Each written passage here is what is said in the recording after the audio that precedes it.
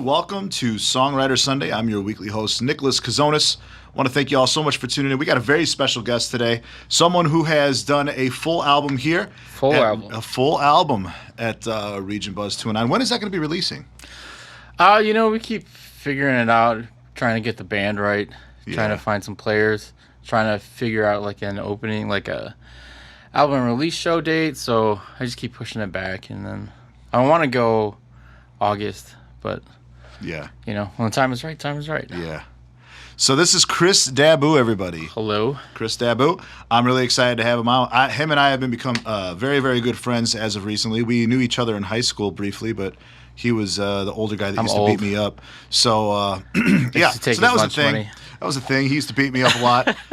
But I've known Kris a long time. He's an incredible musician, incredible songwriter. And the thing that... I think you guys will love the most is his voice. So tell us a little bit about yourself. Like, what's your past, where you started, kind of music, some of the funny things that you did, when you were younger, playing music and stuff.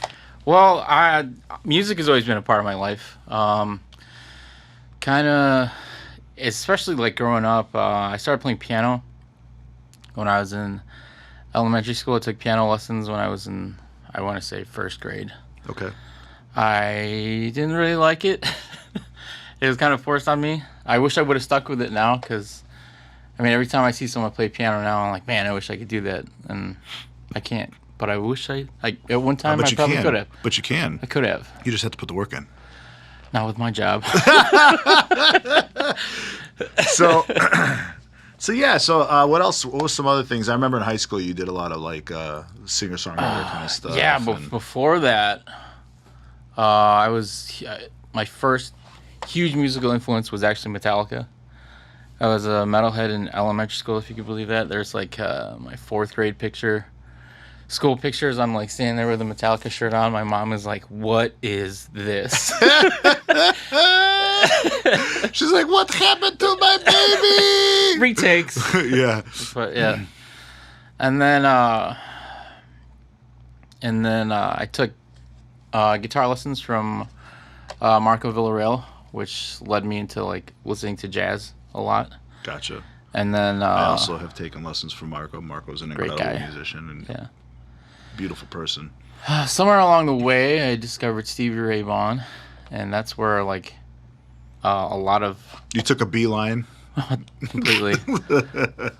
It was actually a VHS tape that I borrowed from my cousin that I never gave back, that I'm pretty sure he borrowed from his friend Steve, which was just Stevie Ray Vaughan, Austin City Limits. Okay. And I just watched it over and over and over again.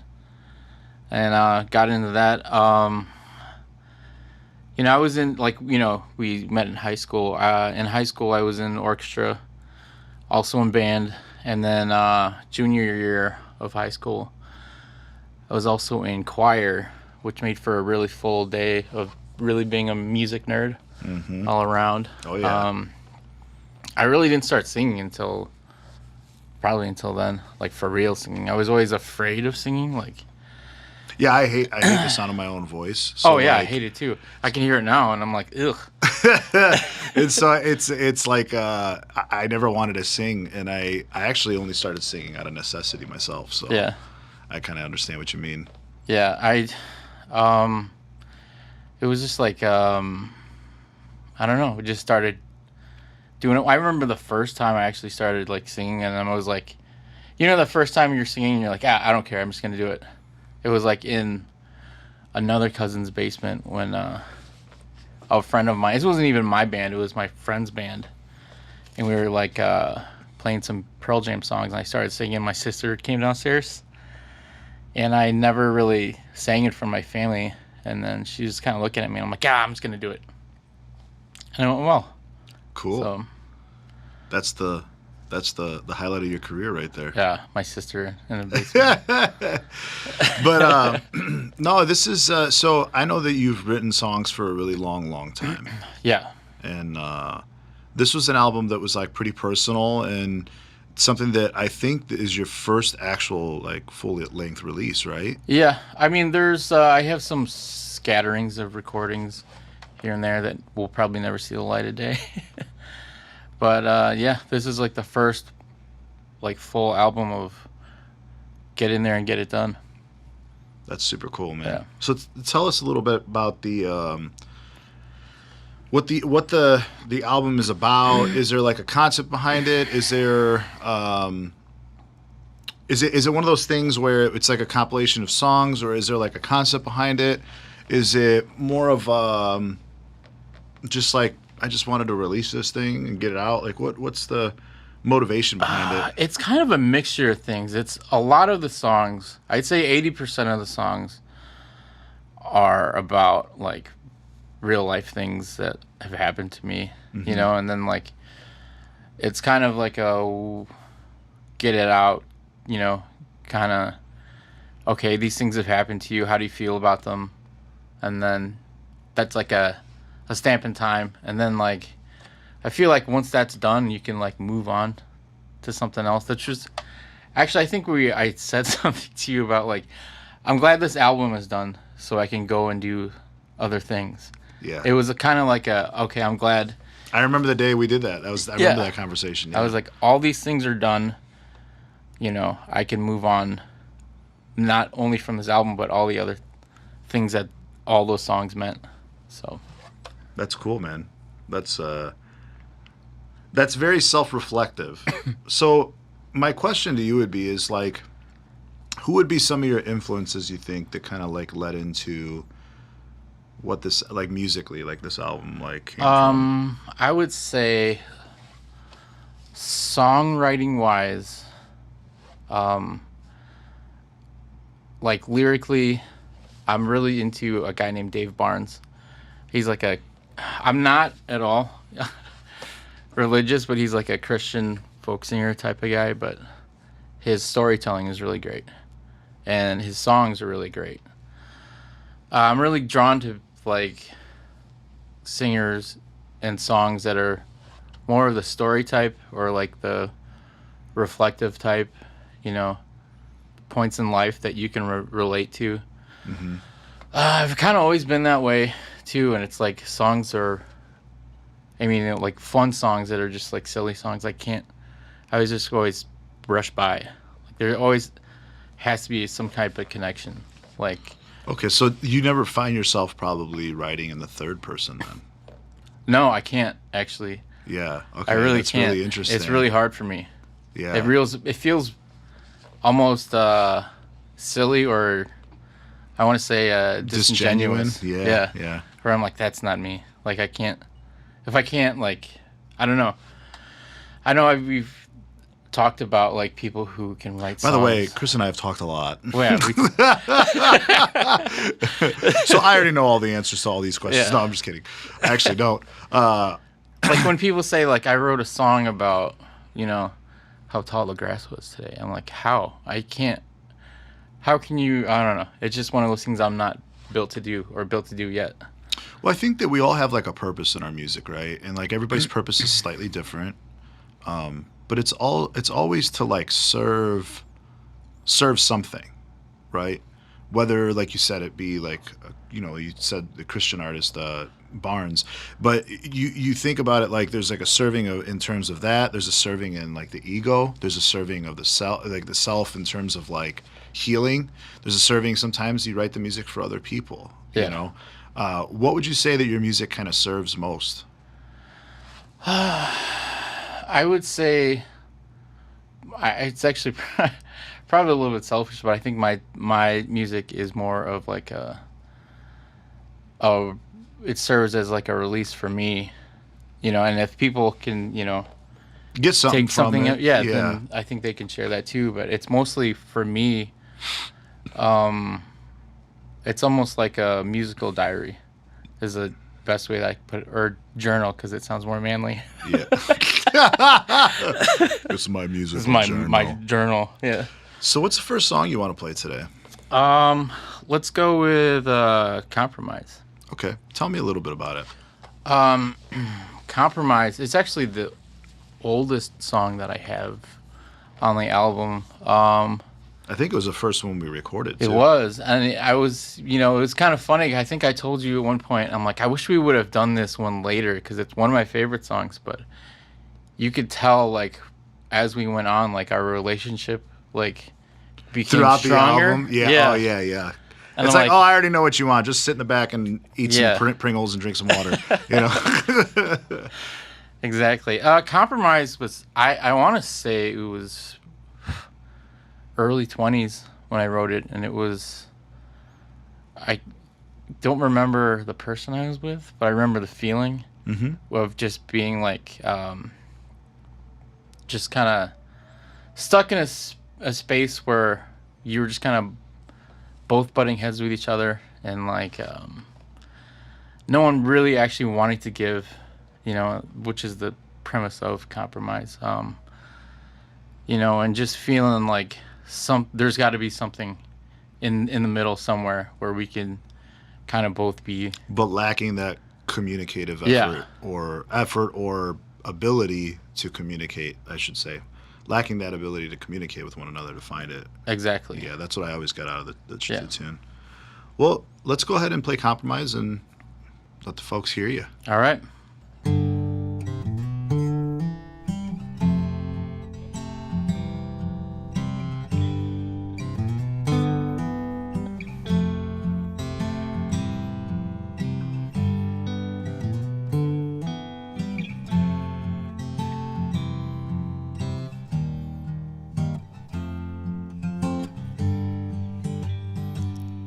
Baby, I know what you're thinking.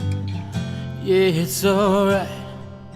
You know that I feel the same as you.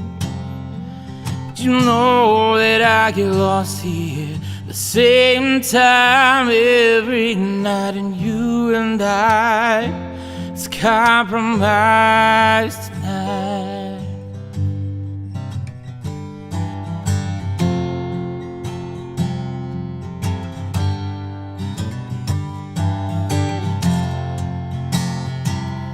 Baby, it's cold out your window.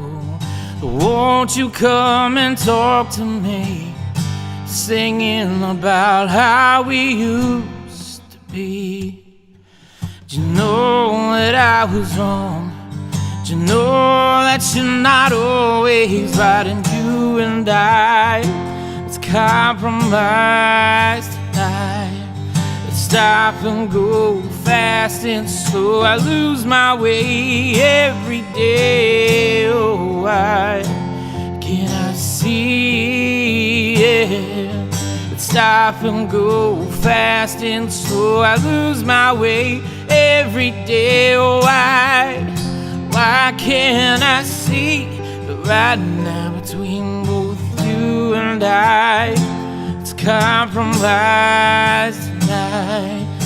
You and I, let's compromise.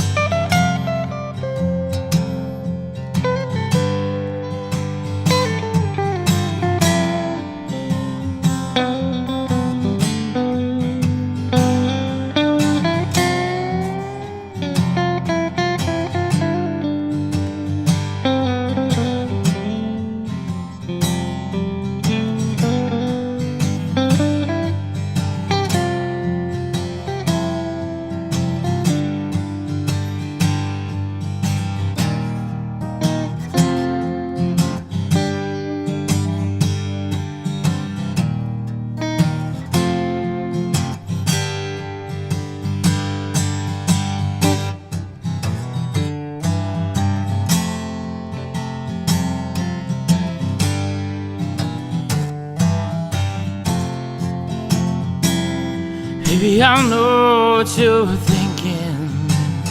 It's alright. You know that I feel the same as you. You call around the heart. You're talking like you don't even care. Oh, but I'm not scared. I've come prepared tonight. Let's stop and go fast, and so I lose my way every day. Oh, why can't I see? Yeah, let's stop and go fast, and so I lose my way every day. Oh, why can't I see that right now between both you and I? Let's compromise tonight between you and I. Let's compromise between you and I. Let's compromise tonight with you and I. Let's compromise.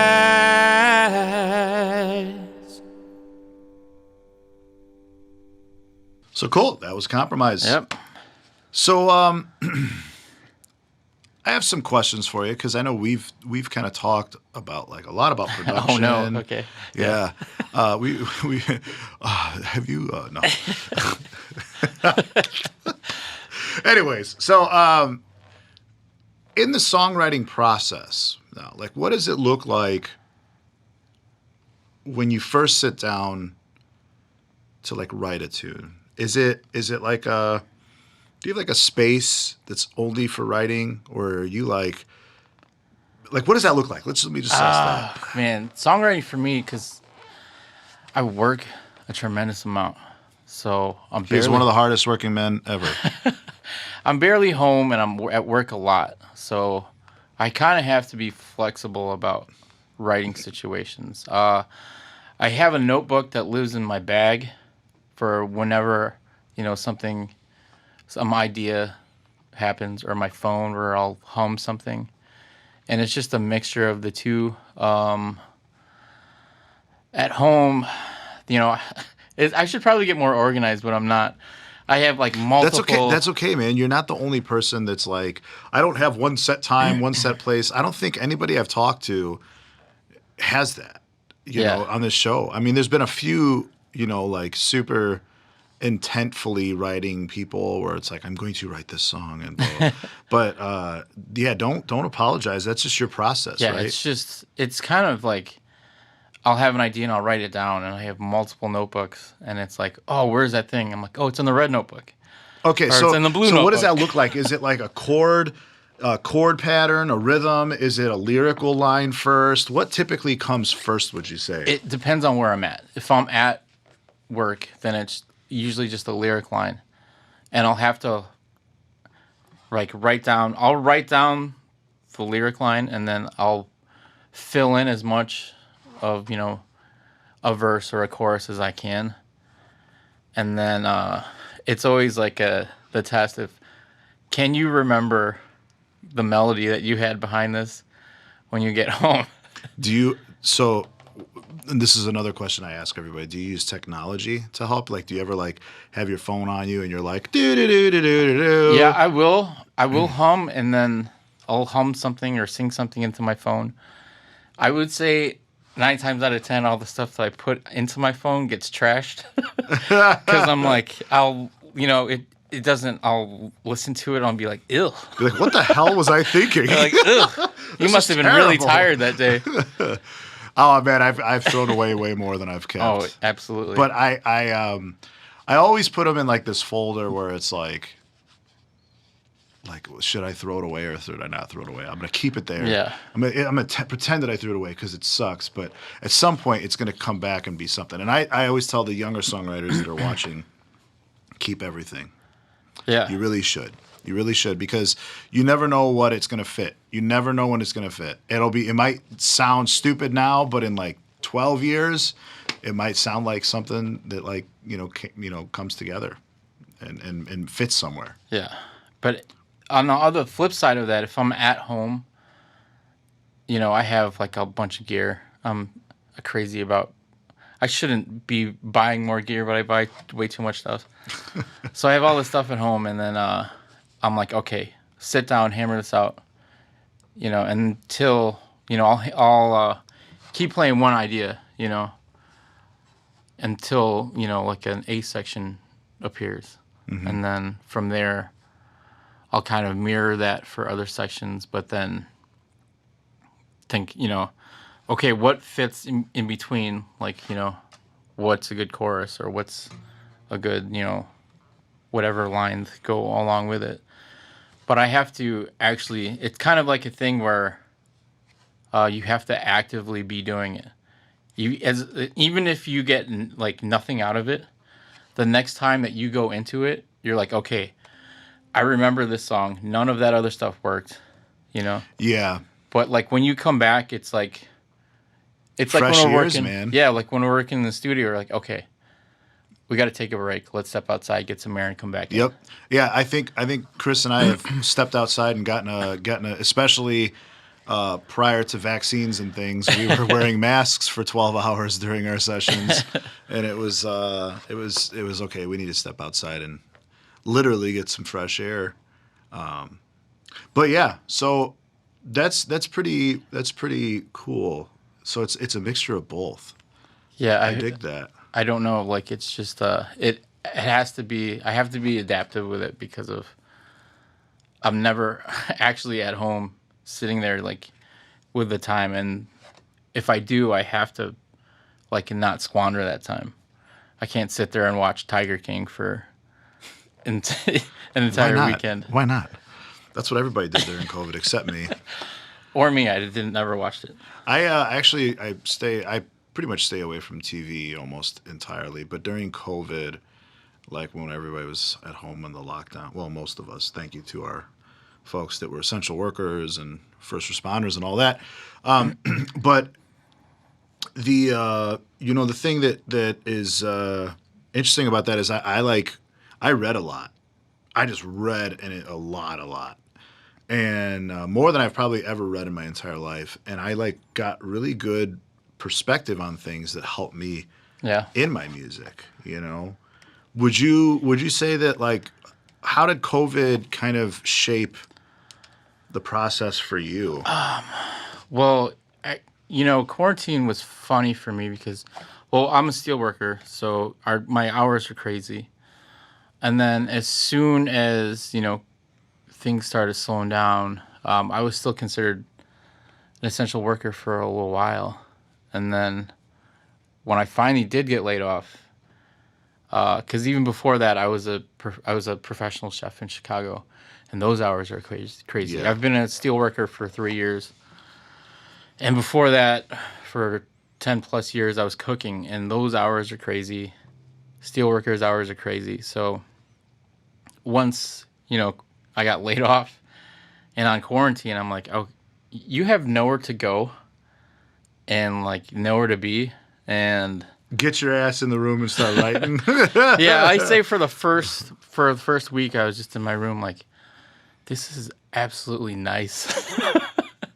Where I'm like, I don't have to do anything. And then after that I was like, okay, let's, you always say you have no time to play guitar, like now's the time.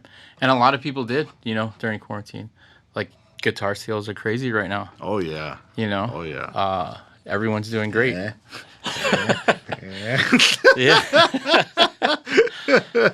Yeah, so I just started playing guitar a lot more. I took some lessons from one of my favorite guitar players. His name's Ariel Posen. I took a couple lessons from him via Skype, which was really kind of difficult for me. Yeah, so not to interrupt, but I'm a teacher, and I've been doing virtual lessons since the drop of the pandemic, and some students just absolutely couldn't do it, but I had about 65% of my students stick with it, and they're actually thriving on it. Really? It's really interesting, to see the contrast between different types of learners. Some people are just so hands-on, they have to be right there with the instructor. I'm that kind. I have to be there. Yeah. Even when I was in college, if I had an online class, I'm like, online? You mean like I don't have to show up for class? Which means you didn't show up for class even online. Sign on the computer. Let's be honest, I didn't show up for my in-person classes either. But yeah, if I'm there, I'm like a sponge. I can learn it. But if there's a separation, it's really hard for me. I just can't do that. So it was like a little bit difficult, but I took that time. Wasn't necessarily like songwriting for a purpose then. It was just kind of like, okay, you have your guitar. Let's reintroduce yourself to your guitar. Yeah. And, Now, did any of the... I actually don't know if I asked you this. Did any of the songs that came out of COVID make it to the album? I don't think I've asked you this question. Honestly, there was probably there's only like 2 or 3 that were written during that time. I take a long time to write. Yeah. Oh, so you're not like one of those where like you sit and it's done and you're like, it's done. No, it's like it's constantly like a yeah, flow. It's constantly like, okay, you have this idea, and then I'll get like a quarter of the way through in one day, and then be like, okay, and come back to it, and like I'm really nitpicky, and like my songs are simple, but I really take a lot of time in them. You're big on texture. Yeah, that's one thing I learned. You want a specific texture for like all your songs, and won't veer too much off of that. Like if you're very intentful, not pushy but intentful. Yeah, like this is what I want. I spend a lot of time figuring out where I want everything to go, and then we'll placement, left, right in the mix, all that kind of stuff. Yeah, like from a production standpoint. Yeah, it was a lot of fun. So, as far as like the production stuff, it was just a lot of fun. What would you say on this next tune? First of all, what's the next tune? Before I ask we'll probably do Railcar. Railcar. Okay. Yeah. When was this one? This written? Was probably just this past October. Okay. It was probably, yeah, I would say October. And Railcar was honestly like the first song where it's not really. I know I just went on this huge tangent of how I can't write like that, but well, it's not about me. It's 100% always about me. It kind of is, but I kind of changed the story. I know this is weird, but it's probably not weird. But when I was going to culinary school, I went to culinary school when I was probably 21 or 22. I can't remember, but I would take the train. I would take the train in to Chicago. And, like, I was in, like, the night classes, so it would be, like, in the middle of the night. And so you'd see, like, all the weird people, And then you'd see all the... I'm a huge Cubs fan, but, oh, my God, the worst thing ever is the drunk Cubs fans coming on the train back home to Indiana. You're like, I... despise you people. Yeah. Like, I've had the hardest day, and now you've overflowed the toilet on the train. Like... Yeah. But like no, like the whole feeling of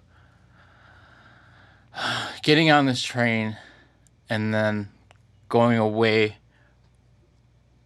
and then looking forward to coming back to, the things and places that you love. Just kind of also on the flip side of that, I'm going to culinary school for a purpose, and there's like always something that you're trying to get to. And then you're just kind of every stop along the way, you're, searching for something is kind of like the idea. So it's the metaphor for like the stops of the train. Yeah. Well, cool. Let's do Railcar. All right. Yeah.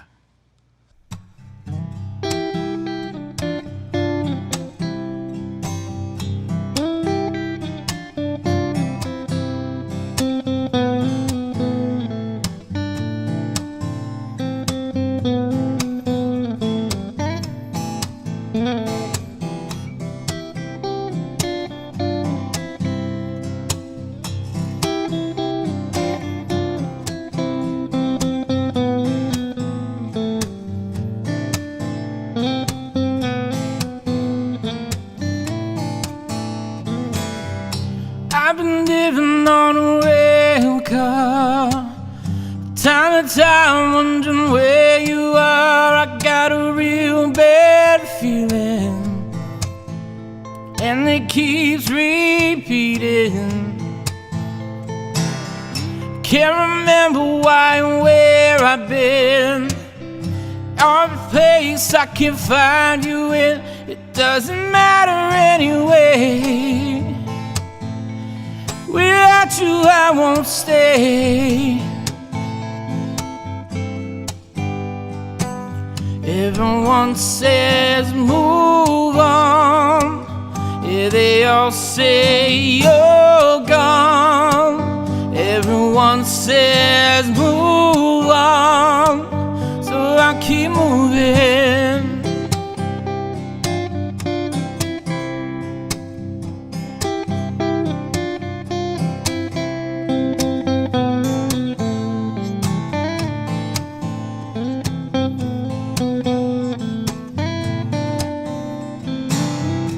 I've been living on a rail car. The countryside looks so very far. It doesn't really mean that much if you can see but you can't touch. Count the miles till I get to you, till I find the heart I knew before everything was shattered. When I had something that mattered. Everyone says move on. Yeah, they all say you're gone. Everyone says move on, so I keep moving.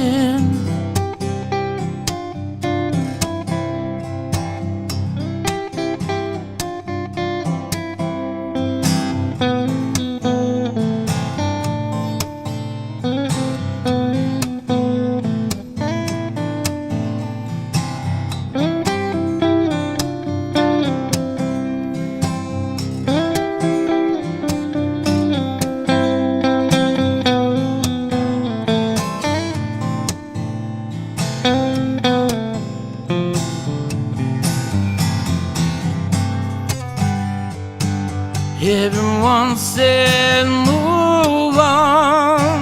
Yeah, they all say you're gone.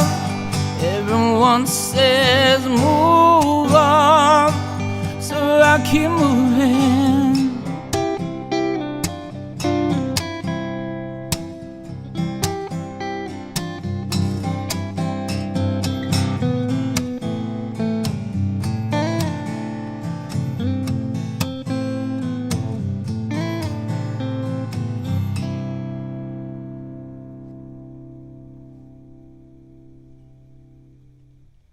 So that was Real Car. Yep.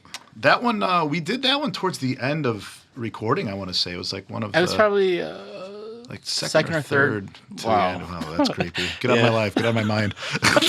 We always have this joke between Kris and I. We're the same person. Exact person. We have just way too many odd similarities. It's kind of creepy in some essences. Yeah, especially our love for Picardy thirds. Oh, God. Yes. And the minor four. Oh, man. Just pulls at my heartstrings. Minor four is great. That's right. So now you said you kind of like, this kind of segues into the next song because we're going to be doing a tune that's entitled The City, and you were talking about Rail Car. Yeah. So now you spent how many years of your life in Chicago, and what did that kind of look like? What was the process of moving into that? So it kind of like directly relates to the last song, which is Leaving for the City. So, yeah, I spent a lot of time in Chicago. I spent 4 or 5 years. I was cooking in Chicago and commuting every day, which is a toll. It kind of sucks. I wouldn't recommend it to anybody, especially with the winters that we have and the parking situation in Chicago. Oh my God! Thanks, City of Chicago. Yeah. I remember when I was at Columbia, and I had to be there 6 days a week for classes, and I commuted, and it was like $15 just to park, like next to the building or whatever, and I was like, well, that's the cheapest place that I could find. Literally the cheapest. Okay, I'm gonna go here on the parking thing. Okay, Let's do it. This is a story that I tell a lot. You listening, City of Chicago? Because we're about to bash you. Okay. So there's a restaurant that I worked at. It's called GT Fish and Oyster. Shout out to GT Fish and Oyster, great place. Please go there. The closest parking to GT Fish and Oyster is $18, and it's a lot that's like down the street. For how many? For how long? For I think it was the whole day. Oh, okay. So it is a day rate. But it's still $18. So I worked at GT for like 4 years. And a parking ticket in Chicago, in River North, is $65. So what I would do was just park anywhere I could and not pay for parking. And I, on average, got like a ticket probably 2 or 3 times a month. But if you were to add up, I have 111, probably more, 112 parking tickets. Oh my God! Oh my God! From the city of Chicago. But if you would add up, if you multiply 65 times 112, I can't do that math in my head. And then you average out what you were paying to pay for parking? Parking every day, $18, 5 days a week, for 4 years. It saved me like $20,000. That's insane. How did you find this loophole? Someone told you about it. Being poor. That's how you find that loophole. Oh man, that's funny. Dirt poor. But yeah, so screw you, Chicago, and your parking. We love you for other things, but not parking. Parking's ridiculous. It's absurd. But anyways, off on that tangent. So leaving for the city. I moved to the city because I was in this relationship. I was engaged at one point, and something happened. I don't want to get into too big of detail, but yeah. Things happened. Didn't work out. I was down and out. I spent the week on my mom's couch and was like, I need to do something. I looked on Craigslist. I got the first apartment that I could find and was all geared up to go. And then I went to go pay for that apartment and find out that my ex had taken all my money out of our joint bank account. Yeah. So I told my friend who I was working with at the time, she asked me, like, what's the deal with this apartment? And I'm like, I can't get it. I don't have any money. I'm like, what do you mean you don't have any money? My ex took all my money. And I thought I was just done. I didn't know what I was going to do. She, out of the kindness of her heart, loaned me a couple $1,000s and was just like, get to the city, get on with your life. And that is a beautiful thing. Yeah, I cried like a baby. Yeah.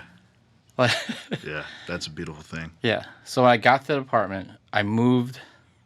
The only things that I had in the apartment when I moved were 4 guitars, 4 guitars, 2 amps, and some couches. I didn't have a TV. I didn't have a computer. I didn't own anything. I had some clothes, but everything else that I had built up to that point in my life, I left behind. When my relationship ended, I just left everything.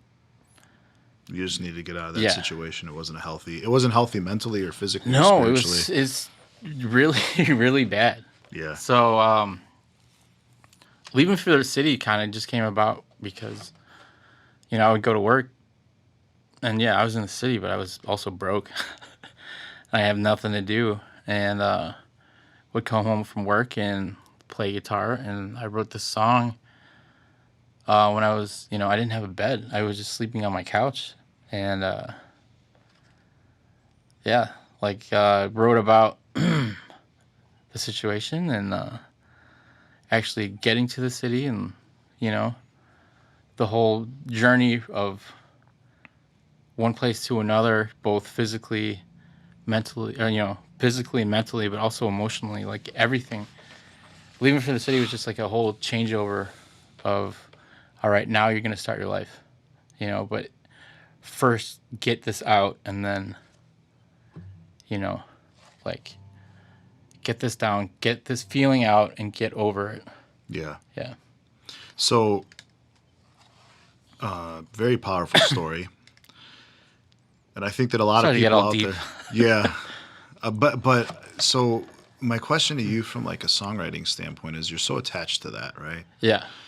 There's got to be a level of vulnerability to, oh, absolutely, like releasing that. And I know how that feels because I have a very similar situation, and I have a song that's very much in the same essence. What kind of emotions go through your head when you finally have now written the song? When I play it now, but recorded it. You've already actually released this one. Yeah, I did. So that you can tell them where they can check it out, actually, while it's on Spotify and Apple Music. It's pretty much everywhere. It's called Leaving for the City. Leaving for the City. Look up Kris Dabu, Kris. Yes. Dabu. And also, Railcar is available for pre-save, which will be available on the 16th. Cool. And that's the one we just the played. Second song, yeah. Anyways, so describe that Shameless plugs. Yeah, describe that vulnerability, because I think that people connect to it and they realize what that song is and what it means, but they don't realize like the amount of how much of that situation you carry with you once you put it into a song. And now it's like, oh my God, you have this song and I've connected to it and I this, that, and the other and blah, blah, blah. Once you release it, and now that people will know what the song's about and they connect to it, describe how that feels having those conversations with other people, because I don't think that a lot of folks know what it's like. Yeah, I mean, like, this song is like so like very personal. It's like the most hurt that I've ever been, like, into musical form, And, like, I think people would be like, well, why would you want to play that song based on what it honestly is like, it shows you where you've been and how far you've come. It's very cathartic. Yeah. Very cathartic, yeah. Because, like, that was the worst time of my life. Mm-hmm. Like, it was the worst time of my life that I could ever imagine. It was just like losing everything. And then now it's like I think about how good my life is and how much I've matured as a person, and how much I've been through and how much stronger you are on the other end. This song's like, it's the polarity of it, right? Yeah. It's like you taking something that's negative and taking that energy that you would have put into that situation, instead of feeding it to something negative, you're putting it into something positive, not only for yourself to move on and enjoy and be able to push through the rest of your life, but also you're giving the world something. Yeah. You're giving the world your story to say, here's a pinnacle moment. Here's my pivot to where I can move forward and move on now. I think somebody asked me, like, what do you want to do? Like, what do you want to... Yeah.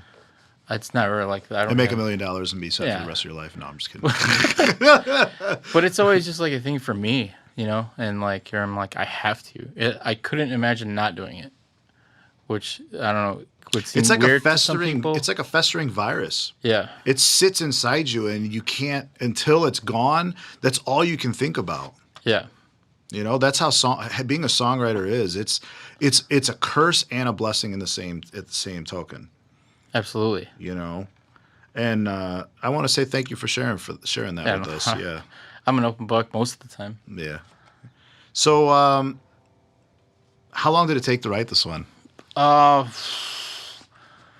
This probably took. It's actually gone through a lot of different like variations, but it's like when I first wrote it, it was very like sobs, like a very sobby song, like very slow.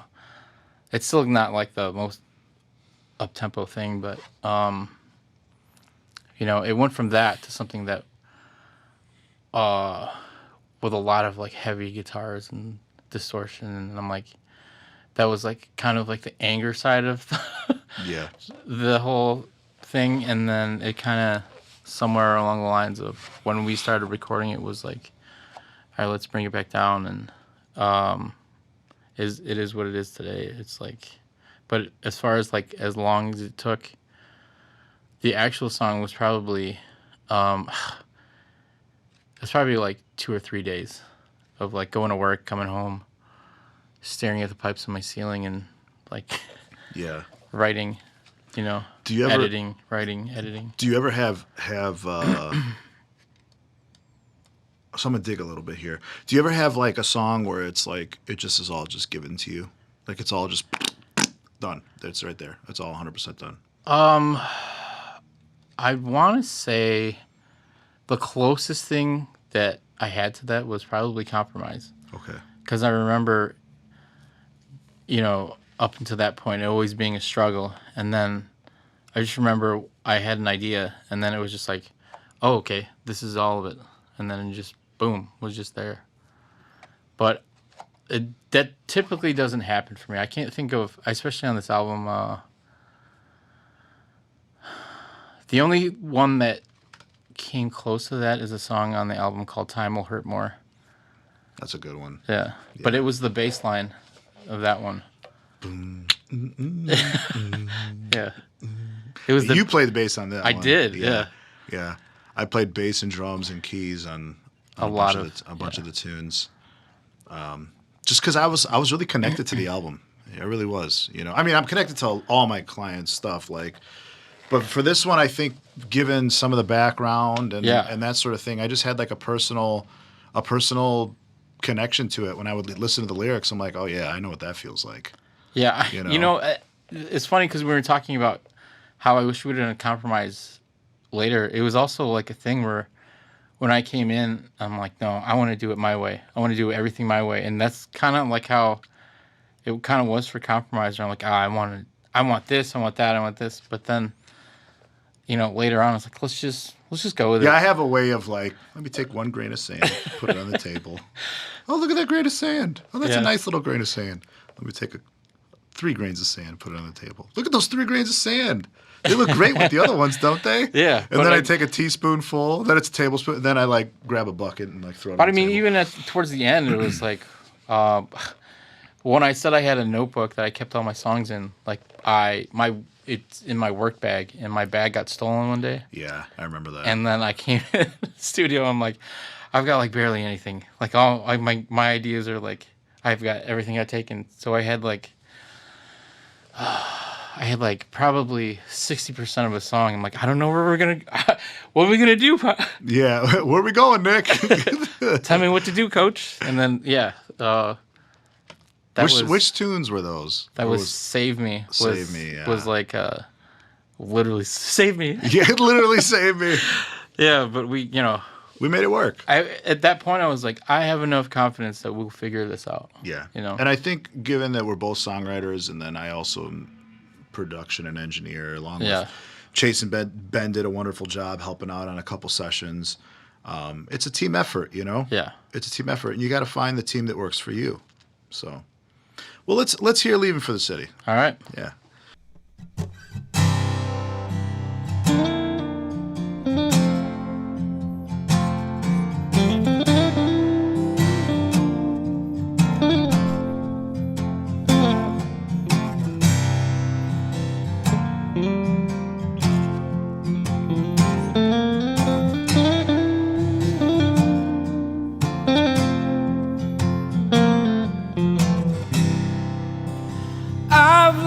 The hours,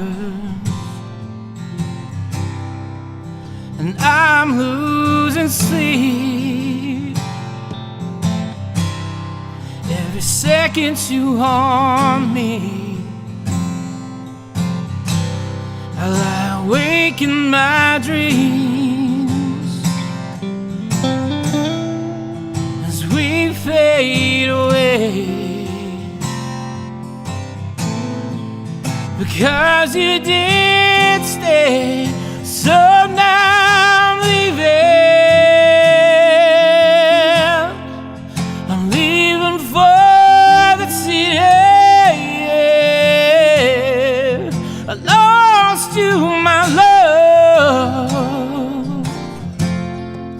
You know it's such a pity. So when the love that you had, the story so sad, I'm leaving for the city.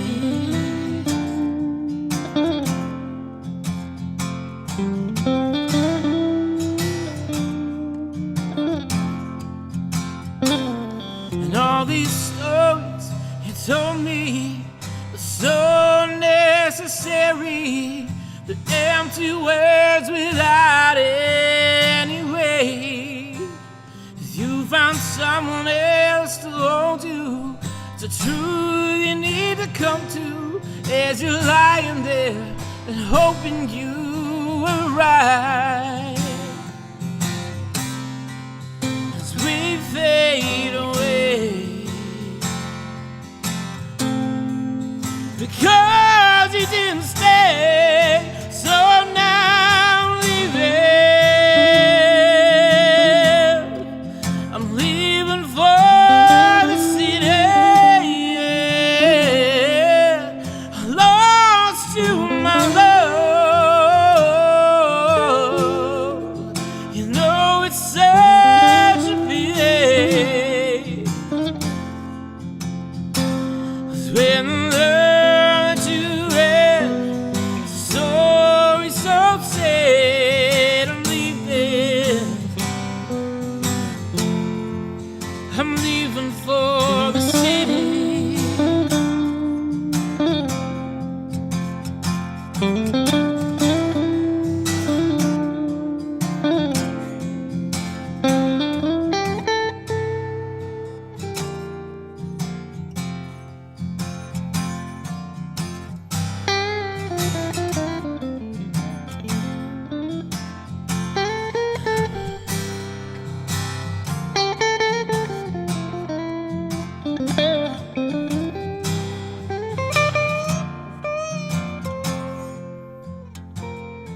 On the love that you had, story so sad, I'm leaving.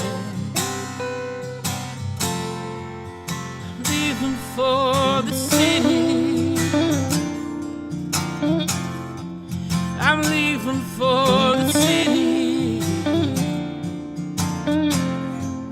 I'm leaving for the city.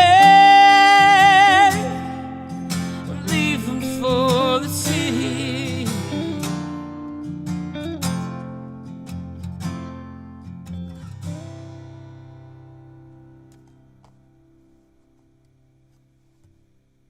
Powerful tune. Really enjoy it. So what's next? What's the one once we get this release going? Where can people follow you to like know how to find out about the release, how to find out about the where are they going to get more music, all that kind of stuff? Instagram, Facebook. It's just Instagram, Kris Dabu, KrisDabu. Same thing with Facebook. I have a Facebook music page. It's just Kris Dabu Music. Okay. I'm still working on that website because I'm still holding off on waiting for a couple things to come in. And then that's pretty much it. I'm still kind of building from the ground up. So yeah, this is your first major release, so. Yep. It's a lot of work. It sure is. It is a lot of work. Every time we get something done, Nick's kind of been coaching me and been like, all right, you need to think about doing this and doing that. And I'm like, okay. I don't want to.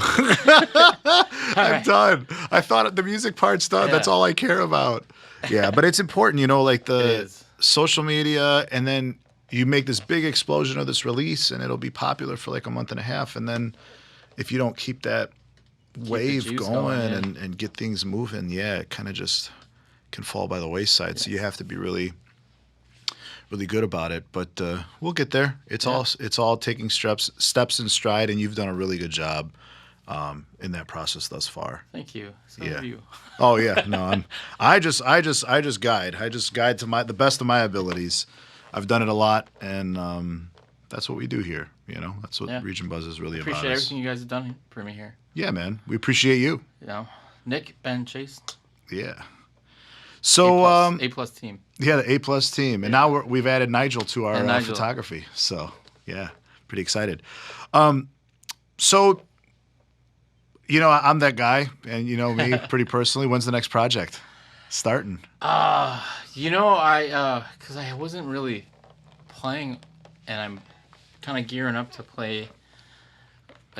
Book shows and play shows. So I'm kind of in this mode of like learning. Learning songs to fill out a set, and then. So that's really the next step, is just like getting a full set so you can take this album and try to push it. And then that's the right thing, yeah. Because like right before, right when we ended this album, I was like, all right, I want to continue to write, but I'm like, all right, you have so much other, other shit to do. Yeah, I'm like, push that back for a minute. Like now you're in learning mode, and also like, I gotta learn my songs too. Not that I don't know them, but we made some adjustments. Yeah.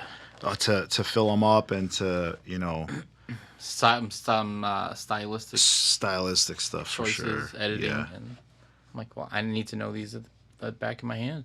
Yeah.